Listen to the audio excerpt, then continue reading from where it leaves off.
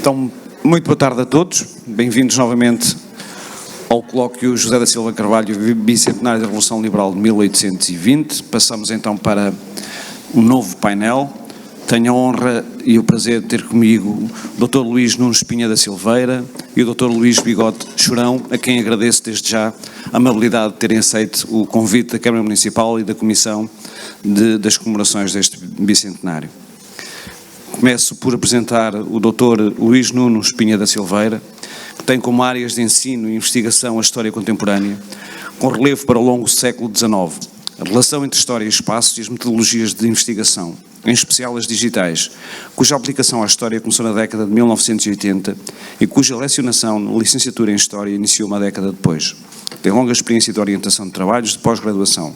É fundador do Instituto de História Contemporânea, onde entre 2013 e 2017 coordenou o Grupo de Investigação História, Território e Ambiente. Entre 1993 e 2011 dirigiu continuamente projetos de investigação financiados com fundos públicos obtidos competitivamente. A sua obra, dentro dos eixos acima indicados, abrange temas diversificados, incluindo a história económica e social, a história do Estado e da territorialização do poder, a distribuição espacial da população e dos recursos. Mantém uma atividade regular de consultoria em Portugal e no estrangeiro.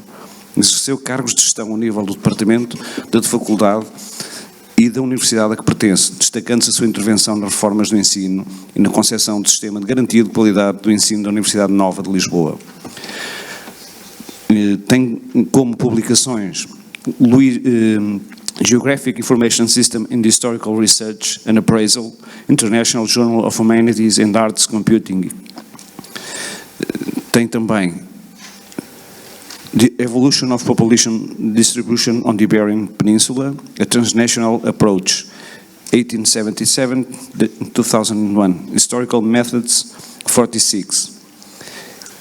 E ainda nas origens do Estado contemporâneo em Portugal. Como também aspectos da evolução das finanças públicas portuguesas nas primeiras décadas do século XIX, 1800 e 1827, e análise social de 1987. Vai-nos trazer hoje, em defesa do déficit das contas públicas, José da Silva Carvalho como Ministro da Fazenda, 1833 e 1836. Bem, então vou para ali. Então, boas tardes a todos. Estão-me a ouvir? Estão? Eu prefiro tentar falar daqui, porque há pouco estava desse lado e fiquei com a sensação de que as pessoas os oradores estão escondidos atrás dos equipamentos, dos computadores, dessas coisas. Uma forma de tentar me aproximar de vocês. Tanto mais que, e a tarefa não é fácil, porque eu vou falar de um assunto que não é leve, são a atividade financeira do Silva Carvalho no período final da Guerra Civil e no início do regime liberal, que é um tema já de si pesado, e o Silva Carvalho tem uma posição muito marcada desse ponto de vista e, como nós iremos ver, o debate sobre a questão da gestão das finanças públicas é um debate que tem atravessado toda a história contemporânea portuguesa. Bem, eu vou tentar ser sintético e evitar detalhes, pormenores. São assuntos sobre os quais eu trabalhei já há alguns anos, ou há bastantes anos, e que tive agora a oportunidade também de voltar a rever e com algum gosto. Então, o Silva Carvalho é basicamente Ministro da Fazenda no período... Eu peço ao Sr. Vice-Presidente que assim, quando faltarem 10 minutos, me chame a atenção, está bem? Para eu poder controlar o tempo, tá? Obrigado. Silva Carvalho foi Ministro da Fazenda no período de 1832, final do ano de 1832 e até 1836, setembro de 1836, com pequeninas interrupções, o governo de Saldanha, os dois governos de Saldanha, em julho de 35, maio, julho de 35 e depois de novo até novembro de 35. Depois ao governo de José Jorge Loureiro em novembro a março, novembro de 35, março de 36, e com estas pequenas interrupções em que Silva Carvalho foi substituído pelo seu opositor, Francisco António de Campos, ele esteve, portanto, praticamente com o cargo de Ministro da Fazenda desde 1832 a 1836. Portanto, ele ocupa a pasta da Fazenda exatamente no momento em que a Revolução Liberal começa em Portugal, definitivamente, porque 1820 é uma tentativa de implantação de um regime liberal. A Revolução Liberal começa nestes anos, com um pouco antes, do meu ponto de vista, com a legislação de Mouzinho da Silveira, a partir de 1832. Essa revolução processa-se no contexto de uma guerra civil e depois vai continuar no tempo. Eu agora não vou discutir os limites da Revolução Liberal, porque não é isso que vem ao caso. Mas este período, há aqui muitos docentes, tanto quanto me apercebo do ensino secundário, era muito importante que vocês passassem a mensagem aos estudantes do ensino secundário de que a Revolução Liberal, de que eu agora estou a falar, é um momento central na história contemporânea portuguesa, é uma das grandes revoluções da história contemporânea portuguesa. Não vou dizer mais porque não tenho tempo, mas é um momento em que nasce as raízes do sistema político atual. Estão lá. As raízes do capitalismo, do sistema económico que ainda nós hoje temos, estão lá. As raízes do Estado moderno, estão lá. As raízes de alguns aspectos culturais, nomeadamente a laicização da vida, estão lá. E por aí adiante, as raízes do sistema de ensino contemporâneo estão lá. Política cultural, em boa parte, de caráter nacional, é ali que está. Estão lá as raízes. É uma grande transformação. E é por isso que estes primeiros anos do regime liberal são anos de profundo conflito político e conflito de natureza social, porque o país estava numa situação muito difícil e porque assistiu e participou e foi palco de uma revolução profunda. Não é que não tenham continuado muitos aspectos que vinham de trás, mas houve muita coisa que mudou. E esta ideia é importante que se sublinhe e é importante que se estude este período, para que as pessoas percebam melhor a realidade em que vivem. Nós também temos um regime liberal a funcionar em Portugal desde cedo. Isto é uma coisa de que nós nos esquecemos graças ao Estado Novo. O Estado Novo fez uma limpeza na memória histórica dos portugueses que fez obliterar este período. E isto é uma coisa que, do meu ponto de vista, é séria. E estas comemorações do bicentenário da Revolução de 1820 talvez nos ajudem a sermos capazes de nos dirigir a um público mais amplo e sublinhar a importância deste período. Se quiserem numa frase de chavão, nós também tivemos o 1789. Bem, e agora passemos ao Silva Carvalho. O momento da Revolução Liberal é um momento em que o Estado moderno, aquilo que se chama o Estado moderno por importação de uma expressão inglesa, em português diríamos o Estado contemporâneo, o Estado que nós hoje temos, em que esse Estado dá um salto na sua construção. As raízes já vêm de trás, mas o processo já vem de trás, mas agora é um momento de uma grande transformação que eu não posso detalhar nos seus aspectos, variados aspectos, mas tem a ver com a construção, com a centralização da administração nos ministérios, o desaparecimento de todos os instrumentos de gestão da administração do Estado de antigo regime, tem a ver com a separação entre a função de julgar e administrar, que se confundiam na monarquia absoluta, tem a ver com a questão da organização territorial que nós hoje temos, que é herdada do regime liberal, a criação de uma burocracia moderna. Tudo isto são aspectos que nascem nesta época. São transformações cujos resultados ainda hoje estão visíveis na nossa vida cotidiana. Por outro lado, este período corresponde também, em todo o lado, em toda a Europa, a uma profunda alteração do ponto de vista das formas de financiamento do Estado.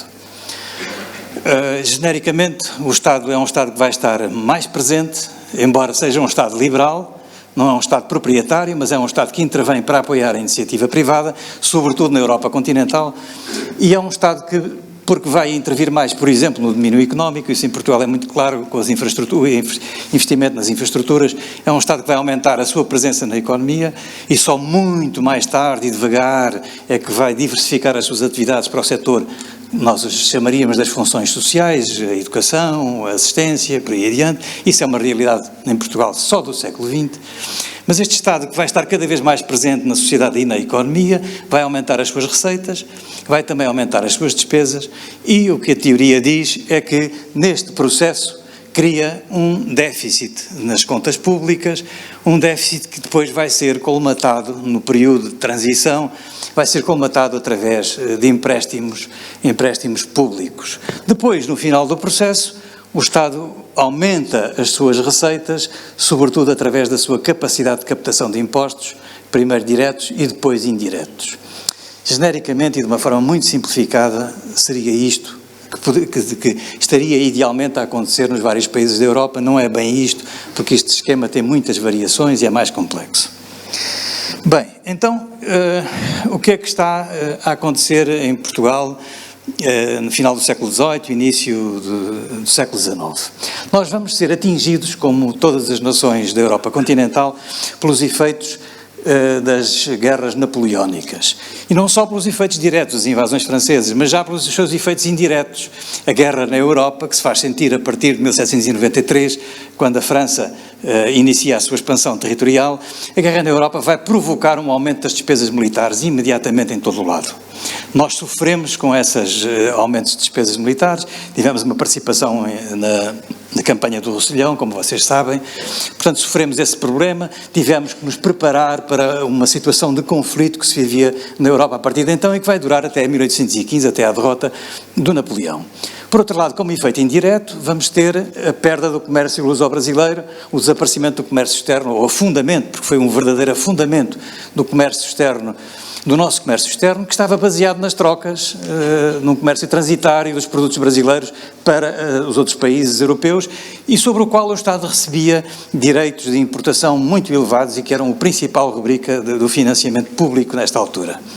Depois temos efeitos económicos, que têm a ver com a crise que se faz sentir nos primeiros anos do século XIX, já uma crise diferente, não é uma crise de alta de preços, escassez, é pelo contrário, cerca de 1820, é uma crise de baixa de preços e, portanto, de dificuldade de comercialização de produtos agrícolas, que se faz sentir no mundo rural, e depois vamos ter a própria Revolução. A Revolução vai ter efeitos sobre as finanças do Estado e não são efeitos positivos.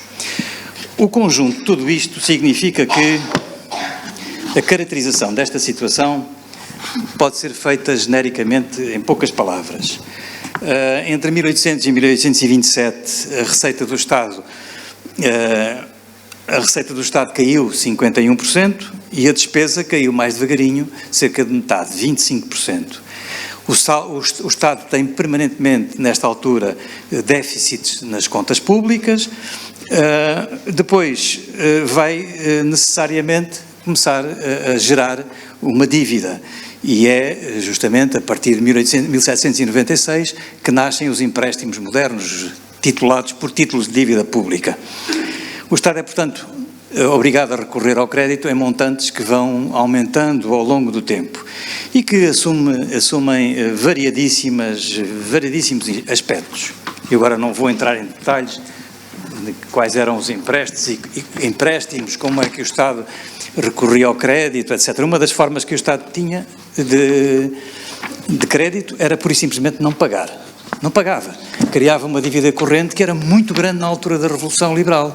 E esta dívida corrente aos militares, às tensas da nobreza, à Igreja, foi muito importante é muito importante para explicar o descontentamento que existe em 1820. A proclamação do Coronel Cabreira e do Coronel Sepúlveda, que eles leem às tropas em 1820, fala disso, de um soldado português próximo a mendigar uma esmola, dizem eles. Consequências destes primeiros anos do século XIX, desta conjuntura complexa que vai até cerca de 1827. As consequências são criação e generalização de impostos diretos. Nós já tínhamos um imposto direto que vinha do século XVII, começado a cobrar na altura da Guerra da Restauração, mas agora, no final do século XVIII, são criados novos impostos indiretos e é proclamada a igualdade fiscal entre os cidadãos. Isto é uma coisa completamente nova. Lembrem-se que uma aspiração semelhante em França ajudou a convocar os Estados Gerais que se transformam depois na Constituinte Francesa de 1789. Portanto, generalização de impostos diretos. Eu estou a dizer proclamados, não estou a dizer efetivamente pagos, porque isso a gente não sabe se eram ou se não eram. Mas há textos doutrinários, Dom Rodrigo Sousa Coutinho, final do século XVIII, que defende exatamente isso. Cada um tem de pagar impostos na proporção dos seus rendimentos, ao fim e ao cabo. O aparecimento da dívida moderna, a partir de 1796, A emissão do papel moeda, eu não queria entrar em grandes detalhes, mas o papel moeda é pura e simplesmente os títulos do empréstimo de 1796 e os de 1797 a que o Estado dá curso forçado. O Estado não tinha metais para amoedar, para fazer moeda. Portanto, emitiu dívida titulada por títulos de dívida pública e disse, a partir de agora, estes títulos valem como se fossem moeda. Resultado, as pessoas não aceitavam aqueles títulos nos pagamentos entre eles. Os negociantes eram obrigados a utilizar aqueles títulos, mas não os usavam. Então, usavam-nos com grande desconto. Em vez de valerem o seu valor facial, descontavam de 20%, 30% e mais por cento. E isto era um prejuízo terrível para as contas públicas, porque minava o crédito do Estado. O Estado como é que podia lançar impostos com títulos de dívida pública a circular com curso forçado e altamente desvalorizados? Isto era um problema terrível. Para resolver o problema terrível, criou-se o Banco de Lisboa, 1821, dezembro de 1821, o segundo banco do nosso Império, porque o primeiro foi o Banco do Rio de Janeiro. O Banco de Lisboa é fundado por particulares, autorizado pelo Estado, com o monopólio da emissão de moeda e de papel moeda, que não é este, é um papel bancário garantido por reservas de ouro, e justamente a ideia era que utilizar os empréstimos do banco, as notas do banco, para trocar por estes títulos de papel moeda. E a criação deste banco vai ser vital para as finanças públicas a partir de agora, porque o Banco de Lisboa até 1827 é o principal financiador do Estado português. Depois o problema que eu enunciei, o problema financeiro que eu enunciei, as dívidas que o Estado vai criando com diversos corpos da sociedade, são essenciais para se perceber as convulsões políticas de 1820, 1823. Em 1820 há imensos militares que estão retirados, que estão pura e simplesmente inativos, que continuam sem receber e, portanto, estão fortemente descontentes. Já há ali um problema sério e que está relacionado com estas incapacidades do Estado de resolver os seus problemas financeiros. E, portanto, estes são efeitos diretos e indiretos da crise financeira que se fez sentir desde o início do século XIX até 1827. O que é que ocorre a seguir? E é aqui que começa a chegar o nosso homenageado. E aquilo que eu vou falar não é de uma coisa simpática, porque o Silva Carvalho não foi glorificado pela sua atividade como Ministro da Fazenda, muito pelo contrário. Aquilo que ele fez foi objeto de muita polémica na altura, de muita discussão. Estava longe de ser consensual a sua administração financeira. O que é que acontece? O que acontece, por e simplesmente, é que o Dom Miguel toma o poder em 1828. E os imigrados fogem pela Galiza, de barco, esfiados pelo único que ficou em terra, o único general que ficou em terra, que foi o Sá da Bandeira, que já tinha perdido o braço e que os acompanhou às tropas, aos soldados rasos, na sua imigração para a Inglaterra, depois dos maiorais do Partido Liberal terem fugido no tal navio Belfast. Um dos meus colegas de manhã referiu-se à Belfastada, que é este episódio. Bem, e portanto, o Dom Miguel fica aqui em Portugal, continua a contrair dívidas, mas com as dívidas do Dom Miguel nós não temos que nos preocupar, porque o regime liberal, quando se estabeleceu, não reconheceu as dívidas do Dom Miguel, e um dos empréstimos do Dom Miguel ainda, nos anos 90, era objeto de discussão. Mas o regime liberal, ou os liberais, vêm depois de Inglaterra para Portugal, para os Açores e depois para o continente, para o Porto, julgando que chegavam aqui e eram recebidos apoteoticamente pelos camponeses do país, mas não foi nada disso. Eles chegam ali, ficam no Porto, são cercados pelas tropas miguelistas, não conseguem descer, as tropas miguelistas não conseguem entrar no Porto, eles estão bloqueados e ficam ali um ano. Bem, e para pagar tudo isto foi preciso contrair muita dívida, muita dívida. E eu mostro-vos o quadro das dívidas. Ora, cá estão elas. O Estado português está ali. Onde está?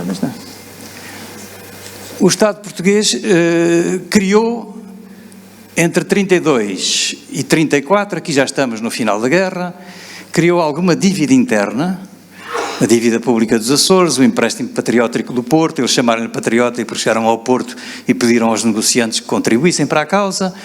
O adicional ao empréstimo patriótico do José Henrique Soares, que era um grande capitalista da época, o empréstimo nacional, tudo isto antes da guerra terminar. Aqui já estamos no pós-guerra, um contrato com Lindenberg e companhia. Mas isto tudo é muito pouco. Isto são 223 contos de reis, portanto um conto de reis é 1 milhão de reis. são 223 contos, tudo isto é muito pouco dinheiro. O que é relevante é o que está aqui para baixo. É capaz de puxar um bocadinho para baixo, se faz favor. Obrigado. Então o que está aqui é que é relevante. Isto é a dívida externa. Foi o que foi preciso contrair para pagar o recrutamento dos tais mercenários externos, o armamento, a frota, tudo isso. E isto é muito dinheiro. Foram empréstimos com a Casa Ardoin, em Paris, entre 31 e 34, são 5 milhões e 600 mil libras, e depois 2 empréstimos com a Casa Rothschild, a maior casa bancária europeia, espalhada para várias capitais europeias, de 6 milhões de euros, e já estamos com o regime liberal consolidado. Isto significa o quê? Significa que o Estado tinha qualquer coisa, os liberais reconheceram quando o regime liberal se consolida em 34, os liberais reconheceram a dívida externa e interna que existia antes de Dom Miguel. A dívida externa eram cerca de 24 mil contos. Esta que está aqui, até aqui, esta que está aqui, esta externa, são 18 mil contos. Ou seja, eles em 3 anos quase que duplicaram o valor da dívida externa. E podemos mesmo dizer que é neste momento que a dívida externa portuguesa começa. E depois nunca mais desapareceu, o que não tem especialidade nenhuma. Mas é aqui que ela começa. Já tinham sido contraídos empréstimos externos antes, durante os primeiros anos do século XIX, mas já estavam pagos. E, portanto, eles duplicam, e depois de terem duplicado até 34, em 35, José da Silva Carvalho, e aliás é ele praticamente contrata estes empréstimos daqui para baixo, o José da Silva Carvalho em 34 ou em 35 ainda vai contrair mais 6 milhões de libras. Era uma fortuna isto. E era isto que gerava problema. E o que é que está subjacente a isto? O que é que está subjacente a isto? Eu tenho tanta papelada na mão e coisas que isto torna-se difícil. Mas lá ver se eu vos consigo explicar. Se eu vos consigo explicar sinteticamente.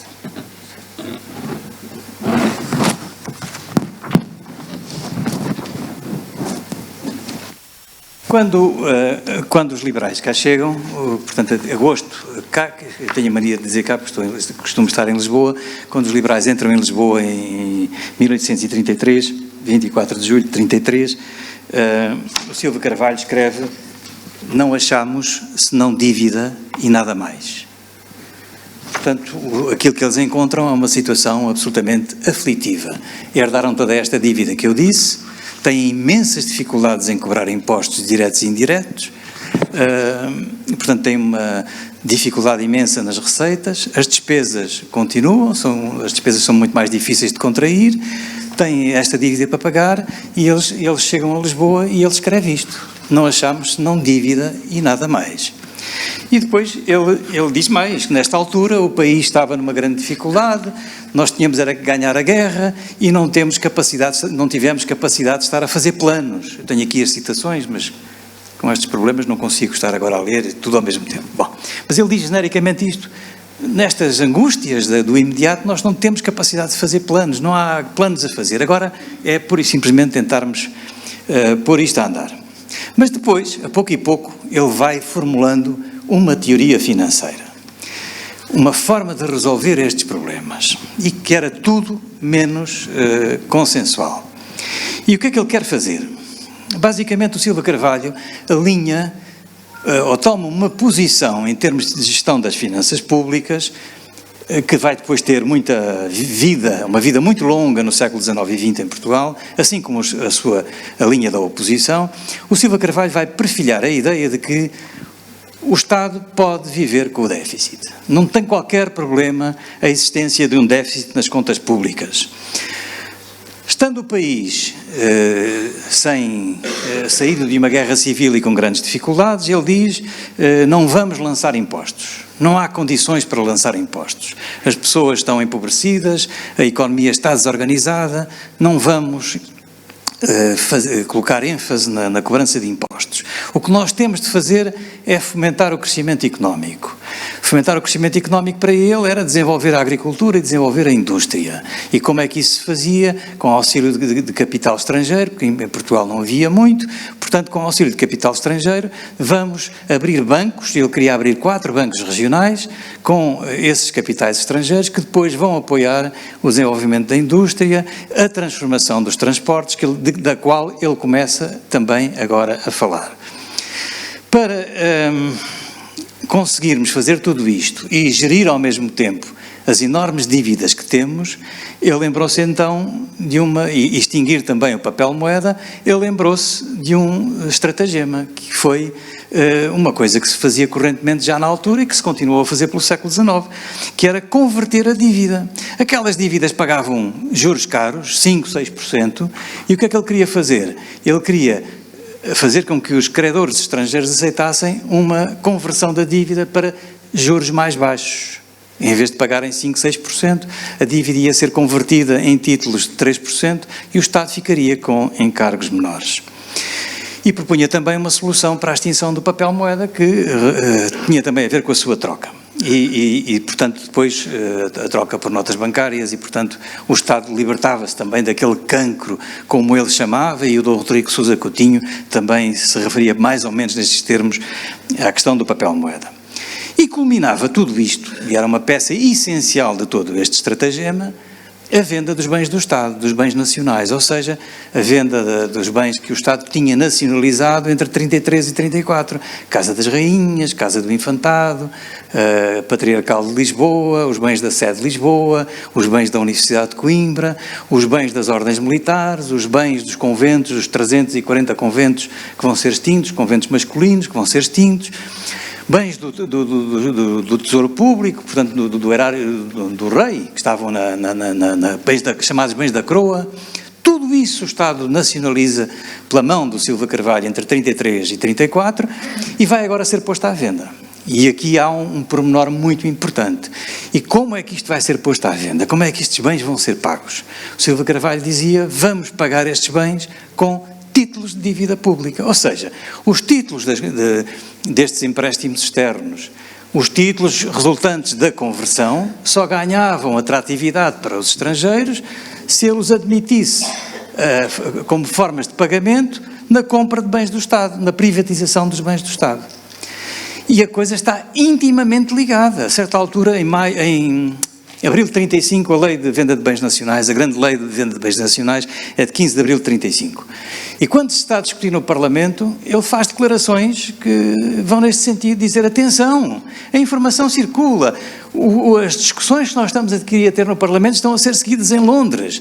O facto de nós estarmos a tender para admitir títulos de dívida pública na compra de bens nacionais está a fazer com que os nossos títulos se valorizem em Londres. E agora reparem na data. A lei é de 15 de abril de 35 e os empréstimos estão a ser negociados no dia 1 e no dia 3 de abril e depois o último empréstimo no dia 29. Ele precisava, como de pão para a boca, que os deputados aceitassem pagar, que a compra de bens nacionais fosse paga com títulos de dívida para chegar ao Rothschild e dizer-lhe, empresta aí a 3%, que é para eu com estes títulos ir converter a dívida anterior e ir atrair capitais para os bancos e por aí adiante.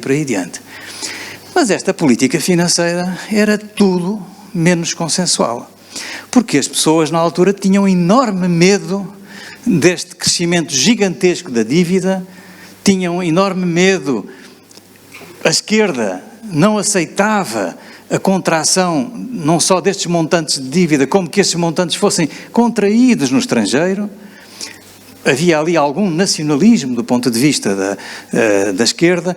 O Silva Carvalho, em comparação com eles, e o Silva Carvalho e outros, diziam, não há problema nenhum, se as casas do Rossio, e lá umas casas onde estava o antigo Hospital de Todos os Santos, se aquelas casas do Rossio foram compradas por estrangeiros, tanto melhor, que venham os estrangeiros, que invistam, que tragam com os capitais deles os conhecimentos técnicos e façam progredir a nossa economia.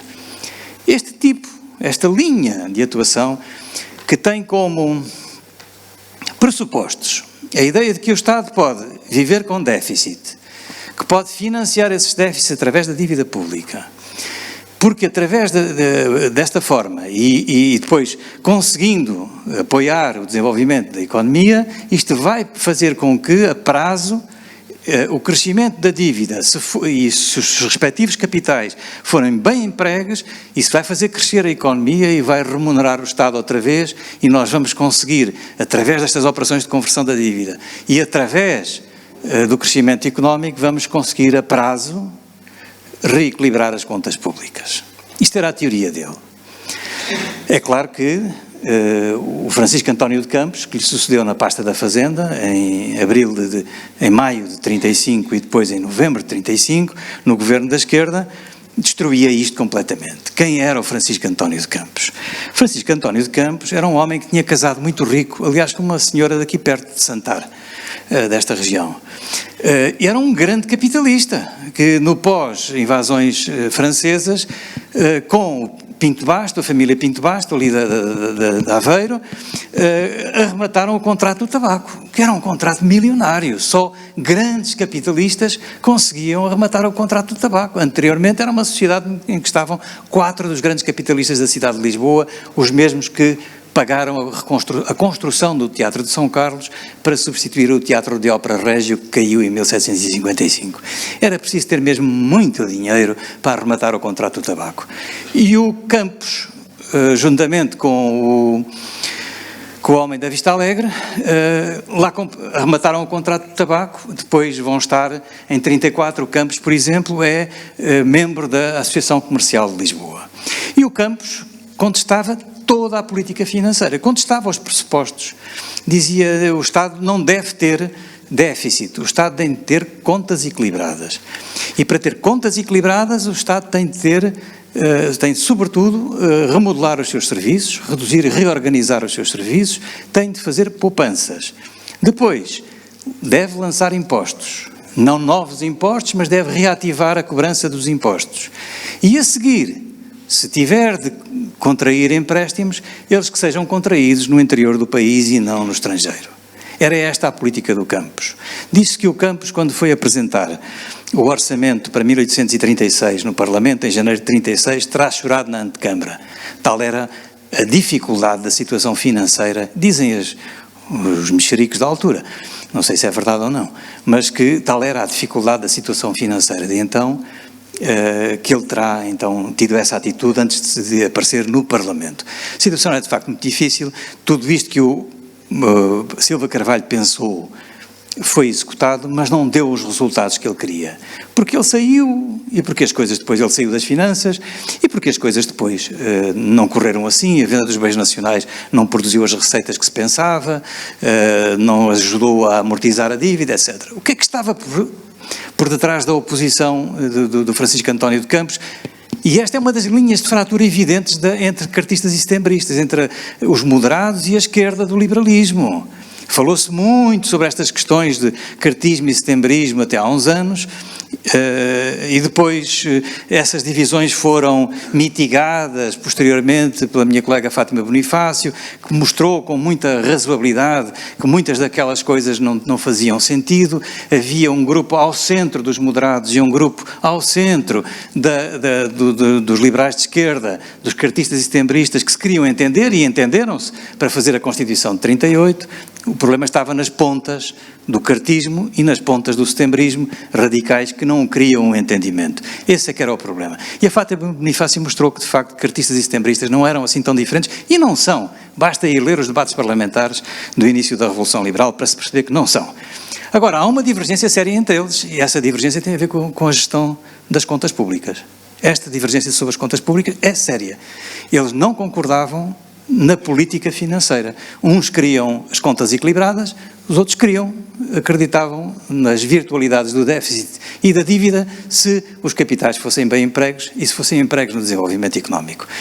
Por detrás disto podem estar interesses materiais. O Campos representava a burguesia financeira da cidade de Lisboa, os grandes negociantes da cidade de Lisboa, que provavelmente ganhariam com esses empréstimos. Se calhar era isso. Também há algum nacionalismo, tal como há um grande nacionalismo na disputa da pauta aduaneira, de 36, mas que afinal de contas se vem perceber que não é uma pauta setembrista, foi uma pauta preparada pelos cartistas, mas há algum nacionalismo na defesa dessa pauta aduaneira protecionista. Portanto, há aqui divergências de natureza ideológica e divergências de natureza financeira. A política que o Silva Carvalho seguiu foi objeto de críticas duríssimas. Ele não saiu nada prestigiado desta intervenção como Ministro da Fazenda, pelo caráter polémico desta política financeira. O que eu queria acrescentar, e para terminar, é que esta questão, estas duas correntes de gestão do problema das contas públicas, estas duas correntes prolongaram-se pelo século XIX e XX. E não vou ultrapassar o Dr. Salazar, mas gostava de falar do Dr. Salazar, porque ainda há bocado estava a comentar aqui com a Ana Cristina, que esta região aqui deu um Silva Carvalho, defensor do déficit, e deu também um Dr. Oliveira Salazar, que em 1928 é o homem das contas certas, que equilibra as receitas e as despesas, anula o déficit e consegue pagar a dívida e fixar o câmbio da moeda, o câmbio do escudo, agarrando-o à libra a partir de 1929. Este problema, em primeiro lugar, o problema das contas públicas é um problema central na história contemporânea portuguesa, com efeitos do ponto de vista económico, do ponto de vista financeiro, do ponto de vista económico, do ponto de vista social e político. Em segundo lugar, a divergência sobre a forma de gerir estas contas do Estado arrastou-se. A sua origem está aqui, e esse é talvez o aspecto mais novo disto que eu estou a dizer, para além dos detalhes da reconstituição financeira desta história. Essa origem manifesta-se aqui pela primeira vez, mas depois vai continuar. Os novos episódios vão ser na regeneração, nos anos 50, quando aparece essa figura que é aquela que é mais conhecida por toda a gente, o engenheiro Fontes, da Politécnica, que vem defender justamente umas contas públicas com déficit, financiadas por empréstimos externos, que faz também operações de conversão da dívida no início dos anos 50, para financiar essa dívida, e é com essa dívida que ele vai apoiar o desenvolvimento das infraestruturas na segunda metade do século XIX. Este problema volta a pôr-se depois, nos anos 60, quando há uma crise financeira internacional e o país mergulha em imensas dificuldades, 1867 em diante. Aí é o Fontes que quer lançar impostos e isso provocou uma revolução em Lisboa chamada a Janeirinha, em janeiro de 1868.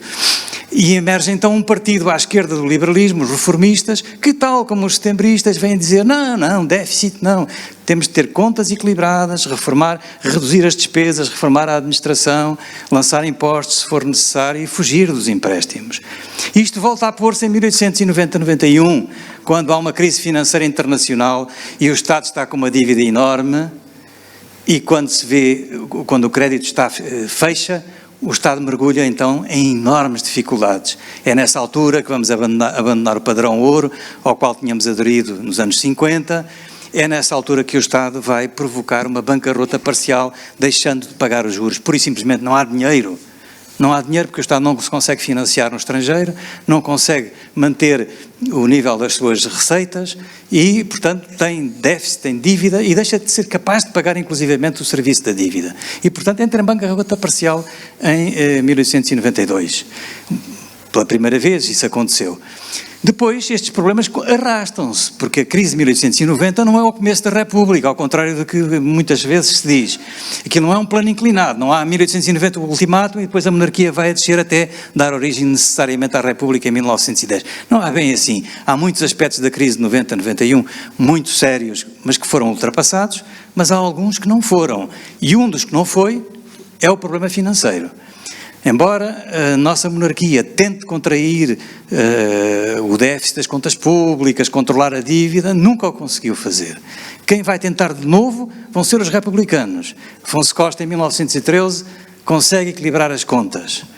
Mas, de novo, a entrada na guerra, estes problemas põem-se quando há crises financeiras internacionais e o acesso ao crédito está bloqueado, ou quando há desastres, catástrofes, as guerras liberais ou a Primeira Grande Guerra. A Primeira Grande Guerra é, de novo, traz de novo à primeira linha das preocupações a questão das finanças do Estado.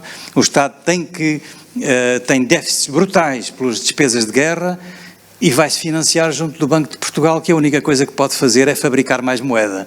Fabrica papel, aumenta a moeda em circulação, a inflação dispara e lá temos nós problemas políticos, problemas de natureza social, a acrescentar à falta de legitimidade política dos governos republicanos de antes e do pós-guerra também. E depois, finalmente, para pararmos aí, porque podíamos continuar, mas depois as coisas mudam muito, até do ponto de vista do seu enquadramento teórico, da teoria económica. Em 28 ou em 26, o problema era tão sério que os militares vieram a Coimbra buscar o Dr. Oliveira Salazar, que esteve um dia em Lisboa e se foi embora porque achou que não tinha condições. E depois de ter urdido uma campanha na imprensa sistemática de ataque à gestão financeira da ditadura militar, em 1928 é de novo chamado ao governo, num governo de Vicente Freitas, depois da eleição do Carmona para Presidente da República. O Vicente Freitas, entra o general Vicente Freitas, passa a chefe do governo e o Salazar vem para a pasta das finanças porque o país nessa altura não conseguia, o Estado não conseguia subsistir, pediu um empréstimo externo que foi negado em 1927. O governo português recusou as condições que a Sociedade das Nações colocou. Essas condições não eram nada mais, nada menos do que enviarem para Portugal uma troika. E a mesma coisa. Era assim, nós avalizamos o empréstimo externo de 1927, se vocês quiserem, contraí-lo. Mas para darmos esse aval, vocês têm que aceitar que se as contas derraparem, nós enviamos uma missão de fiscalização e depois vão ter que cumprir as recomendações dessa comissão de fiscalização.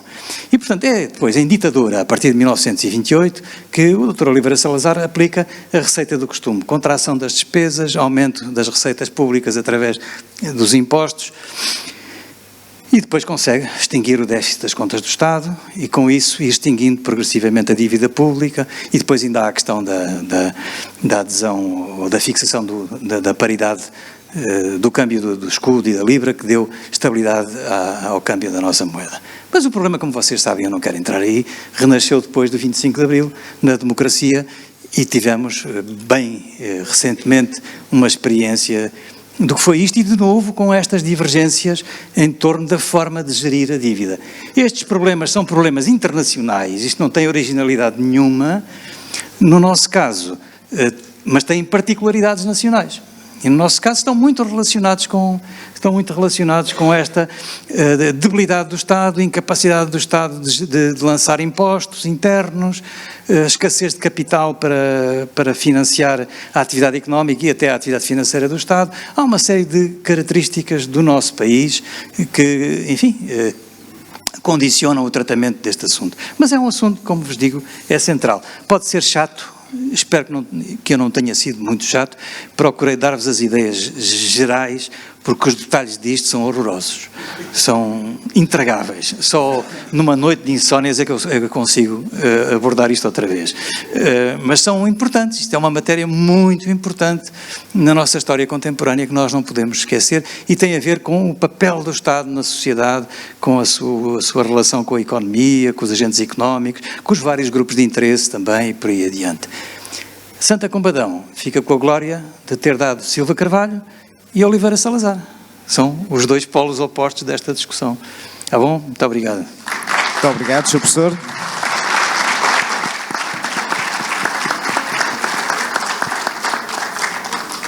Muito obrigado.